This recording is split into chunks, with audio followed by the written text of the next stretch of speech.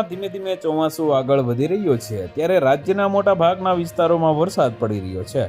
ક્યાંક ઝરમર તો ક્યાંક ભારે વરસાદ પડી રહ્યો છે। જોકે ચોમાસાની શરૂઆતમાં જે જોર હતું તે થોડું નરમ પડ્યું હતું।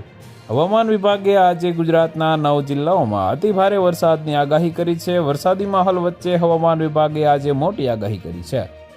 આગાહી પ્રમાણે ઉત્તર ગુજરાતના સાબરકાંઠા, અરવલ્લી, દક્ષિણ ગુજરાતના નવસારી, વલસાડ, દમણ અને દાદરાનગર હવેલીમાં અતિ ભારે વરસાદ પડવાની શક્યતા છે, જ્યારે સૌરાષ્ટ્રના પોરબંદર, જૂનાગઢ અને દ્વારકામાં અતિ ભારે વરસાદની હવામાન વિભાગની આગાહી છે। હવામાન વિભાગે આજે બનાસકાંઠા, પાટણ, મહેસાણા, ગાંધીનગર, ખેડા, અમદાવાદ, આણંદ, પંચમહાલ, દાહોદ, મહીસાગર, વડોદરા, છોટા ઉદેપુર, નર્મદા, ભરૂચ, સુરત, ડાંગ અને તાપી તેમજ સુરેન્દ્રનગર, રાજકોટ, જામનગર, મોરબી અને કચ્છમાં ભારે વરસાદની આગાહી કરી છે।